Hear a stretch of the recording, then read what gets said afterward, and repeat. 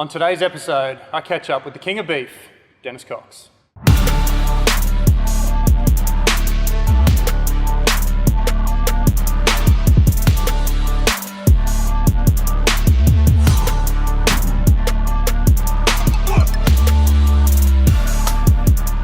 On today's episode of Starting From Scratch, I'm catching up with former CEO of Beef Australia, Denis Cox, who is now part owner of the Great Western Hotel. Welcome, mate. Yeah, thank you. Pleasure to have you. Yeah, lovely to be here. We've caught up a few times. Yeah, we have. But so you've been on a bit of a journey, I guess, in terms of transition out of the Beef Australia setup into the hotel. So taking things back and where the journey first began for you, how did you, I guess, start off in life in terms of career? Where were you living to get to this point? Yeah, certainly. Well, my dad was a surveyor, and we lived around Australia a fair bit, and I went to seven different schools. And when I hit secondary school, mum sort of said, I had two older sisters, look, let's settle down in one state, get the kids used to particularly the important years of school. So we lived in Melbourne. I went to CBC St Kilda and did my 6 years there and got my HSC. Probably didn't have much idea what I wanted to do when I finished, I thought my dad was being a surveyor. I remember he got his degree by correspondence. I thought, well, I was pretty keen on earning money. I wanted to get out there and get a job. And this ideal job came up because our family loved horse racing, and it was the junior clerk at Caulfield Racecourse. So I seized that opportunity, and whilst I was there, I had 19 great years at Caulfield Racecourse. We also looked after Sandown. I managed to also study as well across the road at Monash University, and got an accounting marketing degree. And it was really tough in the fact that, you're, 18, 19, 20, 21 years of age, when you think you should be out partying, doing whatever, not only are you doing a full-time job, 2 nights a week, it was 4 hours contact, so you were doing 4 hours, then you get home and your brain was still buzzing and you'd have trouble getting to sleep till about, midnight, if not later. And then, of course, they say, you're doing the equivalent hours again, just in private study and assignments, so another 8. So, trying to find that time. But I found it was really good time management skills to learn because, I'd sort of be out on a Saturday night and I think, well, I've got study to do tomorrow. I didn't want to waste a day. So, it was good discipline in that regard. So was that the journey that I guess your parents wanted you to go on? Yeah, look, probably not. I don't think Mum and Dad were quite open to what I wanted to do, and I think there was a career path there at this organisation that was called the Victoria Amateur Turf Club, VATC, that you could work your way up the ranks. And I thought, well, through studying and doing it was originally accounting, but I really liked the marketing side and the selling of advertising and sponsorship, which was probably, this is early 80s that it was just starting to take off. So that I worked my way up through the organisation in different roles. So I worked in the HR section, which looked after all the race day casual staff. I worked in the accounts there for a while. I worked in the racing department. So what stood me in good stead is when opportunities came up for a CEO role, let's say a smaller racing club like Geelong, where I ended up going to, I'd had experience in all the different facets. There were some that I hadn't. For example, I'd never had experience in dealing with track maintenance and issues around that, but that was great to have that opportunity to learn that as well. So what do you do in a situation like that where you're sort of covering off, I guess, 80-20, 80% of the stuff you had down pat, and then there was that 20% gap. So is it just surrounding yourself with the right people then? Yeah, that's right. And surrounding yourself with the right people. And, sometimes, you need to get more than one advice because, someone's opinion about a certain role might be different to someone else's. So, speak to someone who's had success in that sort of area. But, I think when you're open and you ask people for help and you admit that, hey, look, I'm not an expert at this area, most people are really willing to help, which is great. And what was a really good combination for me was the accounting marketing degree. Like, I could crunch the numbers, but then I could, it was great to be able to work out whether something was going to be bottom line, was it going to make us money? Because sometimes in marketing, people come up with these great ideas and they go, oh, isn't that going to be fun? And you go, that's going to be fun. Then all of a sudden you come back and you go, well, do you know we need another 5,000 people to come through the gates to pay for that? And then people go, oh, gee, you're boring. Well, but that's what life's about, unfortunately. You've got to make those decisions based on what return it's going to have for the business. Yeah, show business, not show friends. Yeah, that's right. Yeah. Okay, so what brought you to Rocky? Well, I had the 19 years, so after at Caulfield, then I went to Geelong Racing Club. I was CEO there for 3 years, and that was a terrific time. We had Media Puzzle win the Geelong Cup, one of the first imported horses, and then went on, of course, to win the Melbourne Cup, which was quite an emotional event with Damien Oliver's brother passing away. Then I had 4 years at Moonee Valley, which is the home of the Cox Plate, no relation, but loved it there. I looked after sales and marketing. That'd be a good story, though, if it was. Yeah, it was. Well, I did claim it a couple of times after a few sherbets. I would imagine. So I had... I really didn't like Melbourne's cold weather. You know, I'd always complain about the winter, and everyone went into hibernation and no one went out, and it was just always cold. And I loved Queensland, and I came up for the Winter Racing Carnival and just loved it here in Rocky. And of course, you know, June, July, 25 degrees, not a cloud in the sky, perfect. And I saw a really great opportunity at the Jockey Club here, and the CEO at the time was retiring, Bruce Slattery, and so you know, I achieved over that 3 years. We built a new grass track, $6.5 million, and also a major grandstand redevelopment. Yeah. So I introduced a lot of marketing and sponsorship concepts that they probably hadn't experienced before. Bruce was probably in his early 70s and had some great skills around, you know, knowing more about maintenance and so forth, but I had more the sales and marketing type experience, which was probably vital at that stage for the club. And that seems to be, I think, what I've seen from you anyway, is that the growth that anything that you've been involved with has really grown in terms of its footprint, its abilities, you know, things like that. So what then, I guess, got you out of the Jockey Club here in Rocky and into the Beef Australia setup? Yeah, well, look, a lot of our sponsors were involved at Beef Australia, so I was fortunate to go along and have a look, you know, whether that be an invitation through 4X or an invitation through one of the banks or the Morning Bulletin newspaper. But my wife, being a biosecurity inspector with DAF, she was full on during that week doing a lot of the cattle permits. So I spent the week out there, and I knew that the CEO at the time was probably, I don't think he was going to renew his contract. And I thought, gee, this would be a great job, you know, plus the fact that there's one event every 3 years. So I made sure I captured everything. You know, I walked around as if I ran this, what would I do? And I took photos of everything. So when I went along for the interview, they were really impressed the fact that, you know, I documented it so well. No one had ever captured everything that I did over that week. But, you know, I was honest with them that they had such a good product. You know, this event had been around at that stage for 24 years, you know. It basically said, don't throw the baby out with the bathwater. You've got a great model here. You just basically need to massage it and tweak it and modernise it with what technology is available. And what was great at the time is the chairman, when they offered me the position, I was sort of, I said to him, look, you do know I don't come from a beef cattle background. He said, no, but he said, you're great at what you do. You're great at running events. He said, you've got great people skills. You surround yourself with good people. You know, we've got a board here of 12. They're all so-called beef experts. We don't need another one. Yeah. And it was probably great in that, you know, in the beef industry, unlike the horse industry, where a horse is a horse, do they run fast?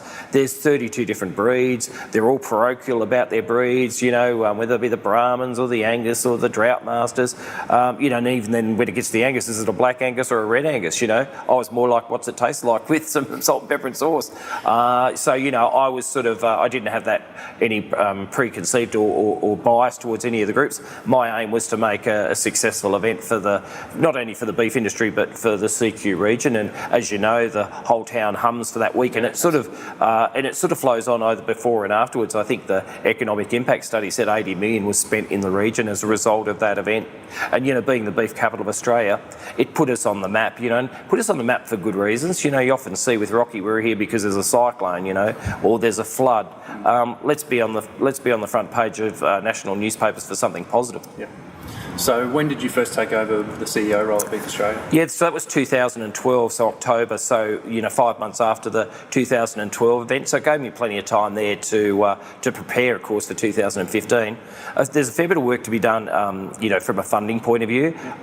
You know, Beef Australia is probably about an $8 million show to put on. So you're really chasing your tail trying to get some funding. So we were fortunate with federal government, state government, Rockhampton Regional Council, so all three levels of government, Meat Livestock Australia, and then we have a large private sector group of sponsors. But, you know, they see a really great return for the beef industry as a result of the expo. You know, we brought, you know, the last expo, 1,100 international delegates from all over the beef industry to Rockhampton, Queensland. So rather than going on trade missions to 26 different countries, they were coming here on our doorstep, and we could showcase not only what was happening at the expo, but also taking them on field trips, property tours, and there was some really good outcomes that came out of it. It wasn't just a matter of, hey, come out and let's have a beer and have some fun. We organised translators, meeting rooms. We did a bit of research into, we call it a handshakes program, where we found out exactly what are you trying to achieve. What do you want to get out of this? Well, I'm looking to import Australian beef. You're looking at chilled beef, live cattle. I'm looking to import embryos, or I'm looking to import equipment. So then we'd match them together with Australian businesses, and if required, a translator, some financiers, business advisors. So you could see a real surge there in business and in trade. So government saw it as being a really good investment. We were fortunate. I often say, I'm a good salesman, but in Rocky, being in a marginal seat, both sides of government think it's a great idea, so we often got the pledge from both parties going into an election, so it's like backing the whole field. The problem, I suppose, with beef, because it's every 3 years, it falls off the budget, and everyone thinks it's a great idea. And when we go down to Canberra, everyone go, have you gone and seen, Barnaby Joyce? Yes. Have you seen Warren Truss? He told us to see you. All right. So it's like asking mum and dad for pocket money. So, it's just a matter of reminding them that, hey, it's coming up again. Please put it back on your agenda. So what sort of growth did you experience from the time, I guess, how many people were through the gate in 2012? And then the growth through to 2015 and then last year? Yeah, for sure. Well, I think we went from about 80,000 in 2012 to 90,000 in 2015 and then 100,000. But, I think our focus in 2018 wasn't so much on quantity, it was more quality. And the reason being is we just run out of beds in Rocky, and we can't justify building more motels for an event that happens every 3 years. But we tried various other techniques. We really called on that 400k drive market. So, hey, come here for the day. If you leave early enough, 3-hour drive, you'll be here. And that's, south with Bundaberg and Gladstone, and of course west with Emerald, and north with Mackay, and everywhere in between. We organised extra flights through Qantas, and then we had homestay programs, so people putting up their whole house or a room, and we also had a tent city program. So the town was bursting at the seams. So when we said that, we said, well, okay, if we can only fit 100,000, let's get the 100,000 of the right people that are going to have the biggest bang for the buck. Someone who's turning up just to see Jimmy Barnes and have a few beers at the Cattleman's Bar, whilst great, we don't want them using up the bed of someone who's a major cattle buyer from overseas. So we tried to use wherever possible local contractors, and once again we wanted to support local to keep the money in the town, but also the fact that they weren't using up a motel bed as well. So that's one of the challenges, I think, for beef, is that how do we accommodate more people? So I'm sure organising an event to that scale, things go wrong all the time and leading into the event. So can you touch on a couple of things that didn't go to plan, and how then you dealt with that and came out the other side? Yeah, definitely. Well, Beef Australia is run by a volunteer board of 12. We ramp up our staff from probably 2 to about 30, and there's a large number of contractors. And then there's 8 committees, and the 8 committees, might all have 8 to 12 volunteer committee members on them. So, it often reminded me of being back at school. Each of those committees was like a different subject, and they all thought theirs was the most important. It could be the English teacher saying, have you done your assignment? And you're saying, well, I've still got geography, maths and whatever to do. But, you had to give them all their moment in the sun. So coordinating that together and getting that funnel of information, because as I said, you might be doing great stuff in your particular area, could be the stud cattle competition or the international committee, but unless you filter that down to our marketing comms team, they're not going to be able to get that message out, and don't leave it to the last minute. But we had I suppose issues on a daily basis, and it's just a matter of how you deal with them. I had a friend once who said, every day you're faced with making tough decisions. He said in his business, he said, I've got about 5, he reckons I've narrowed it down to. He goes, but you know what I do? He said, I make those decisions that day. And he goes, right or wrong. He said, and if I keep making wrong decisions, I'll be out of business. He goes, but the problem, he said, Dennis, is if you don't make those decisions, if you only decide on 2 of them, tomorrow you've got your 5 and you've got the 3 that you didn't decide the day before, and you've got 8 problems, and you probably get a 9th one, you've got too many problems. So, just weighing up the facts, and I think I can analyse things fairly well, where, rather than going around in circles, I sort of, do the columns of, okay, what are my options? I've got options A, B and C. And, people sometimes go, oh, that's bad. I go, no, at least we've got options, Sometimes, it's easy because you go, guess what? We don't have an option. We have to do this because it's required by law, it's required by whatever. We can huff and puff, but it needs to be done.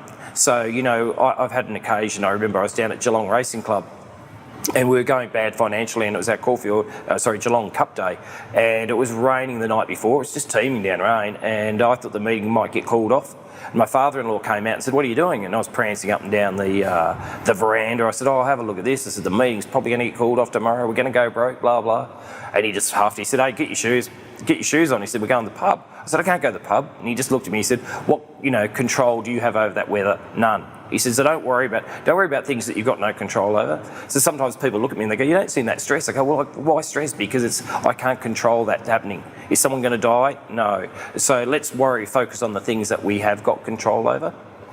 So in pulling off an event, I guess, like Beef Australia and growing it the way it has, I think your leadership's probably been one of the most successful recipes or ingredients in that recipe.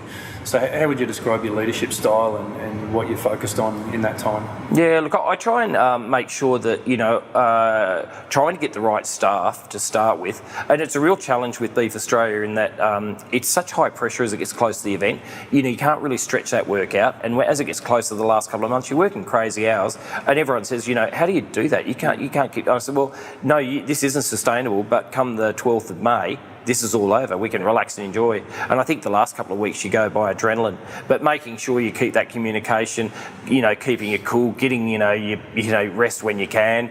But it is, I try and give the staff as much information as possible. So, good handover notes from the previous person who might have done that role. That's one of the challenges with Beef, that each expo you're trying to rebuild a team together again, and a lot of the people you had previously aren't available. They've got a full-time job somewhere. So all our jobs are like fixed-term contracts. Yep. So, you're always constantly trying to find new people. So if you had good handover notes, but then just even the working conditions, is your laptop working? Is it okay? Is it good? What about your desk? You're happy? Is the lighting, the aircon? And people sometimes think, boy, he's looking after me. I've got this, I've got that. But really, at the end of the day, I want no excuses. I don't want you to say any excuses about your work, your phone, your whatever. I've made everything as comfortable as possible. I've given you all the information. I've given you all the leads for you to perform your job. So no sort of barriers there. And just an open door sort of policy as well. I'd like people to sort of, if they come to me with a problem, once again, a little bit, hey, what if don't just be, this has got too hard, I'll just hand it to Denis. No, what are your thoughts? What are your options? Well, I think we've got A, B and C. Which one would you go? So, why would you go that one? Fair enough, And then I might have a different point of view. One of the things I probably learnt, and it was only in the last probably 20 years or so, is that, it's a long time, is that some people do things differently to get from A to B. They go a different road. And you go, well, that's not the way I used to say, that's not the way you go this way, you go that way. Yeah. And then I look at it and go, hang on a minute, you can go that way. Yep. And if it doesn't take longer and it doesn't cost you any more, and if they're comfortable doing that, do it. And I think working environment too, like the days of, that 9 to 5, going in, touching the desk and working, it's about outcomes. And if someone says, hey, Denis, I'm better, can I work from home one day a week because of such and such circumstances? Or I've got children and I want to drop them at school, can I come in at 9:30 but I'm happy to work back, blah, blah. Or can I work during lunch? Being flexible.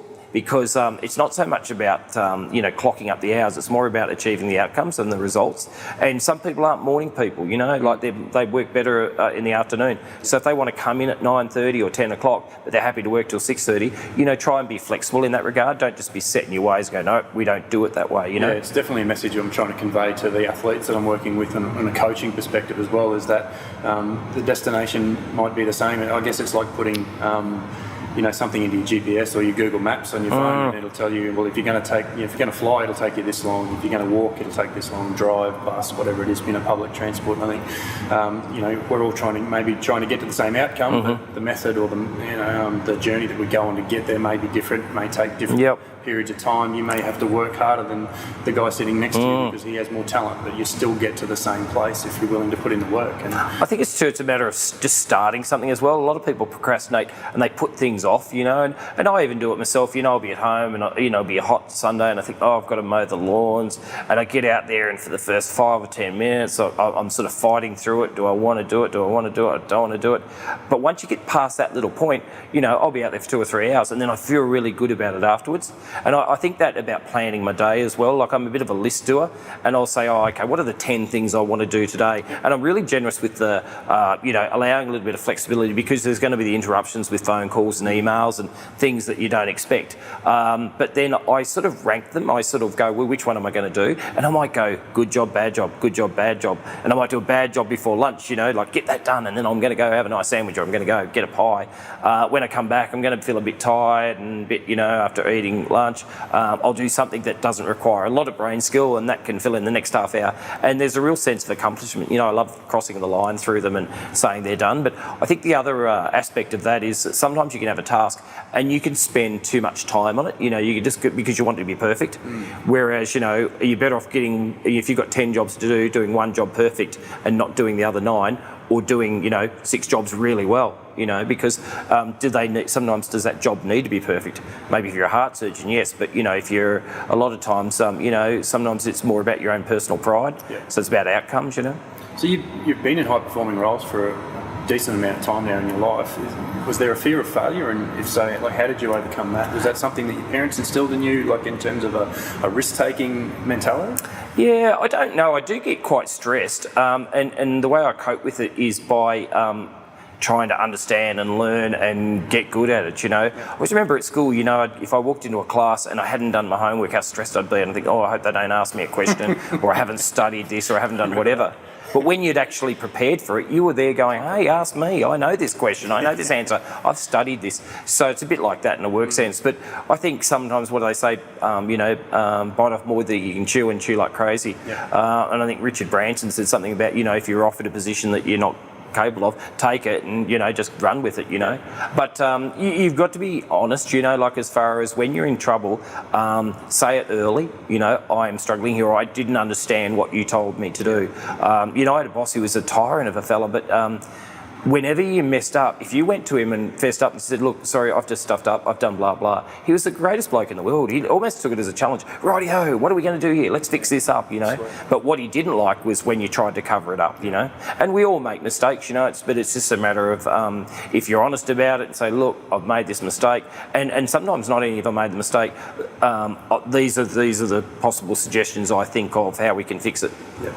That's, I think, setting that accountability and that expectation for yourself early on, and it depends on whatever journey you're taking. But if you're trying to be a high performer and get to the next level, whether it be in business or sport, I think that accountability and that getting comfortable being uncomfortable is sort of a necessary evil to a certain extent. Yeah, definitely. One of the things I've noticed, I suppose, in recent years is when young people come into an organisation, they're very ambitious, and I suppose I was ambitious, and it's always good to say what your goals might be. Oh, I want to one day be such and such, I want to do that role. I think once you've said that once or twice, just maybe hold back on it a bit, you know, because what you should be doing is doing your current job well. You know, you think, you know, I have that, and you sort of think, well, you've been here 2 weeks and you're talking about the next job you're going to do, like in the organisation. Do this one well. You've expressed where you want to head towards, and let's develop a program that will get you towards that. But I always say there's a fine line between confidence and cockiness, you know, and it's great to be confident, but, you know, sometimes you've got to do the hard yards. And even that listening to people who are older than you, and I know sometimes, you know, they're not as tech savvy and whatever, but, you know, someone might say 20 comments and you go, oh, that's all rubbish. There's bound to be 2 or 3 things in that conversation that hang on a minute, that actually made a bit of sense, you know. So filtering through a little bit of it, you know, not just dismissing the whole lot as this guy's an old crackpot or she is or whatever, you know. You know, taking advice from people who have done the hard yards and been there for a long time, you know. Yeah, so pick out the good stuff, pick out the moments and filter out the stuff. Yeah, definitely. So you're now part owner in the Great Western Hotel, which is probably one of the most prominent retail outlets in town, I guess. Yeah. So what led you to make the jump away from beef? Yeah, look, it's an iconic venue. Well, I suppose, you know, having done 2 beefs, I think I grew it as much as I probably could. And, you know, just the waiting, I suppose, for the next event, 3 years. You know, it's a long time between events. I always loved the Great Western from when I arrived in Rocky 10 years ago. It's an iconic venue. We never have family or friends come up. it's one of the first places I take them. And it's the place that they remember because, what other place has a built-in arena with bull riding and concerts, etc. So I've always been good friends with Colin and Vicky Bowden, the other owners, and we had a bit of a chat about the opportunity of getting involved in the pub and not only taking part ownership but actually running as general manager. And it's just worked out perfectly so far. We're into about month number 5. But Colin's skills and my skills are almost the complete opposite. Yep. But together we just form this great partnership, I look at him sometimes, when the power fails or something, the chute gate breaks or something, I wouldn't have a clue, I go to Bunnings for the sausage sizzle, I don't walk in the door, and he's quite handy, at that type of stuff, whereas with the sales and marketing side, and I've been working on, the new website, the new menu, the sponsorship proposal, etc. So yeah, it seems to be a pretty good marriage at this stage. It's an adjustment lifestyle-wise because, when you're in hospitality, you're sort of there when people are not working. Yeah. So, doing a fair few nights, and I don't mind that, hard on my wife, of course, but, I just love walking around and talking to all the tourists and all the guests. We're fortunate that in almost every travel guide around the world, if when it mentions the word Rockhampton, shortly after it says the Great Western Hotel and go there. So I love going around and meeting all these people. And not only am I trying to, tell them a little bit about the hotel, but, finding a bit about their journey, like are they heading north, are they heading south? And a lot of them, I think when they're in Europe and they see this map, they go, oh yes, we'll drive from Rockhampton to Brisbane. I'm going, well, hang on a minute, there's Bundaberg on the way, and there's the rum distillery, and there's Monrepo with the turtle hatching, and there's 1770 and Agnes Waters, and you see them writing down notes, or I talk about Great Keppel Island or the caves or the crocodile farm, and if they're heading north, some places to go there. So I think they really appreciate it, which is great. But and I learn a lot from them too. I ask them a lot of questions about where they're from and what their lifestyle's like and what they do for an occupation. And it's interesting too. They also have in these travel guides, that not only go to the Great Western, have a Bundaberg rum. And they normally only have one. They get this funny look on their face like they've had Vegemite. But it's terrific. So love-hate relationship. Yeah, that's right. So I switch over to a bit of branding and advertising. So you've been quite active on LinkedIn. So I'd like to just investigate a little bit what sort of led you down to choose that platform over all the other social media platforms at the moment, and then what your strategy is in using it. Yeah, look, I suppose with all the different social media platforms, I thought what would probably be best from a work point of view, like for particularly say with Beef Australia, and now I suppose with the hotel, and also previously with the Jockey Club, and it's probably a business site. I thought, I'm 55 in a couple of weeks, I just find it hard to manage, like Twitter and Instagram and Facebook and all at the same time, because you just spend your whole time just responding to those various mediums. So I thought, well, let's pick one and do it well. And I suppose over the last 4 or 5 years, I've managed to build a following of about 27,000. And it's sort of interesting. I like to put posts up, and I'd like to try and make them, I like to think I've got a funny sense of humour, but I like to, cut through, and I think humour does that. And you see that a lot in television advertising or in newspaper advertising or radio.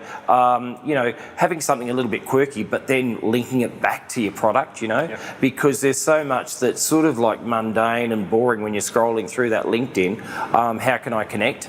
And it's difficult sometimes. I try not to. You've got to be so careful, with offending someone. You've got to think of every scenario. But I try not to get into any arguments, of course, when you're talking politics, Donald Trump, or you're talking about Australia Day or whatever. I try and keep it light and sort of fluffy. There's a lot of keyboard warriors sort of out there, and I noticed I just put a post the other day about the large number of chefs who are taking their lives, and I said, well, when you look at the ease which people can put critical reviews on TripAdvisor and on Food Radar type sites, they read those, and like sometimes what happened in the old days of just telling your waitress or saying, excuse me, we weren't happy with our meal today, rather than telling 20,000 people on a site like that. I try and utilise the advanced search section of LinkedIn. Gee, it's a brilliant device that, I think it's about $100 a month, but I can really drill down. If you said to me, oh, look, we're looking for, we'd love to get a sponsor from Sydney, and they're involved in the beef industry, you can really drill down with that search and go, right, meat industry, sponsorship managers, blah, blah. And, sometimes when I send them an email, they go, well, how'd you know I'm a sponsorship? I've done the homework. Yeah. But I went to a meeting the other day. It was with a recruitment company, and they just wanted me to talk similar to what we're doing today. And I knew they were going to ask about LinkedIn, so I checked a few of the guests that were attending that function, you know, and I think it's a good way just to do some homework before you have a meeting. And I looked at one of the chaps, go, "Oh, how you going, Barry?" You know, and I go, "Barry, how's Bargara?" And he said, "Yeah, good." I said, "You live in Bargara, don't you?" I said, "With your wife and 2 kids." And not only did I do the LinkedIn, then I went to Facebook as well. And I think there's a little bit there about privacy too, like what do you want people to know and what don't you want to know. But I said, "Oh, you barrack for, you know, St George Illawarra, you previously worked at the tax department, you did this, you did that." And he said, "How long did that take?" And I said, 5 minutes, just before I came today. I said, I quickly got on and had a look.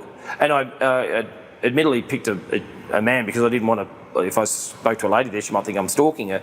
But, you know, I think it's an important lesson for young people, and in your case, you know, with athletes, to be really careful what you put on social media, because it's there forever and a day. And, you know, like, you know, people, if you're going for a job, or say you're going for a sponsorship, and they Google and there you are on the front, you know, and you're snorting cocaine, or you've got 2 bottles of champagne holding up to your head, or you're running naked through the park, they're not going to sponsor you, and they're not going to employ you. So just be really careful. I even find people email a resume, and even their Hotmail address has got some, you know, kinky sort of name in it. You know, have a work one and a thing, but you know, really keep your private life private. Now, I think, you know, that's fun to put all your, you know, your social media pics, but just check your settings too, that, you know, people that you want to see that, and people that don't, because it can be a real downfall, you know. Personal brand's something I've been focusing on a lot recently, and a couple of my social media posts myself, and sort of talking to them as well, because I've had that situation where a couple of young players have come and approached us for